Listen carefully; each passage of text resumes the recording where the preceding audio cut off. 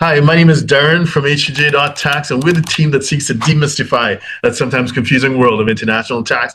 And today we want to approach it a bit differently. Rather than just get into a really deep technical discussion about some tax topics, I want to recognize that the tax tail doesn't necessarily wag the dog. And we have the honor and the privilege of having a conversation with David. And David has a lot of expertise with working with business owners who are doing things internationally.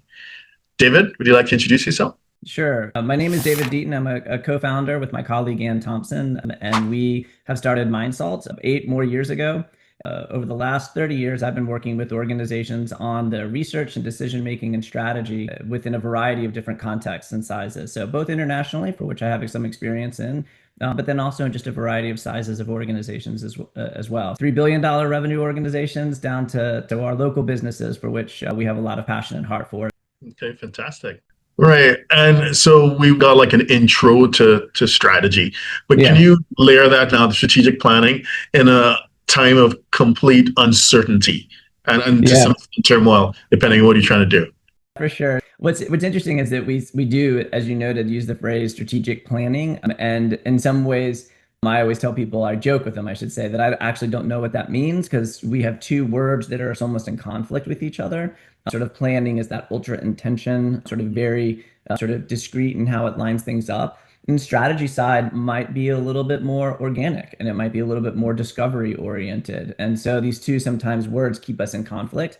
But I think in that period of constant change, how do we think about strategy or how do we think about the things that we might be doing? I think first and foremost, and I'm going to return also to some of the things I've said previously, but first and foremost, we want to make sure that organizations and businesses have a sense of whom they are from a values perspective. If there is so much moving around them, knowing your DNA, knowing your soul is actually can be very informative for decision making. And just a small vignette to frame that within a financial context that might be important for some of the listeners is that we were working with an organization that was looking to increase its financial position. And we started the conversation with them around values, which blew their mind, and they were not sure what the heck we were even talking about to begin with. And we had just had to explain to them we have no understanding of which individuals still need to be in the organization. We have no understanding which vendors you want to keep versus those that you want to grow and increase your relationships with. We have no understanding of the opportunities that are in front of you without understanding whom you are at the very soul of an organization for which you're unwilling to compromise. And until we sort of sit down and do that, which doesn't take long, it just feels like it might take long, it's very difficult to make those very heavy organizational change decisions without understanding the values that sort of stop the organization. And now I think in this period of constant change, it can feel unmooring, it can feel unanchored. And we want to sort of create a little bit more anchoring and a little bit more understanding by not necessarily prescribing a specific direction, but understanding whom you are as an organization from a values perspective. And we actually, after finishing that exercise, their financial perspective absolutely blew up and increased in ways that we weren't even working on. Because once they had a Right. centering of whom they were, it was just easy for them to be able to follow that and draw it out to increase their profitability and to be able to make better financial decisions from an organization perspective. Values is a great place to start. I think second and third, it's about understanding what do you have that potentially other people do not. And sometimes when we pursue strategies, we sort of leave and abandon the things that make us great. And so we kind of have to take a step and make sure we understand that so that we don't abandon it. And then, especially during periods of uncertainty or constant change, having a plan or having some understanding of how to be flexible, which there are steps that you can do to be as flexible and as innovative as possible, and really keeping that at heart.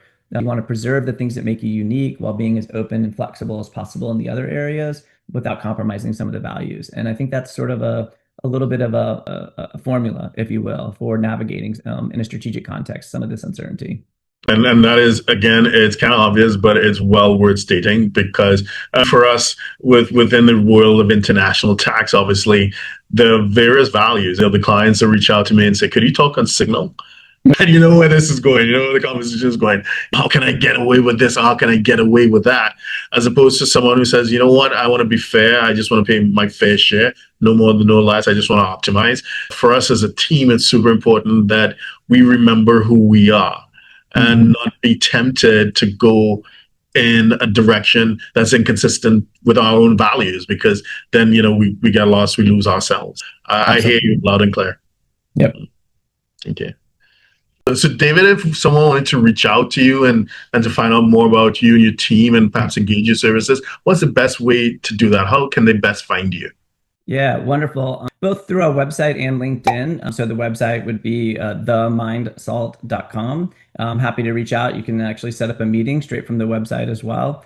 Or LinkedIn, just find my name, David Deaton, with the organization, The Mind Salt. We have a company page, I have my personal page, and respond to messages and really look forward to people making that connection and reaching out.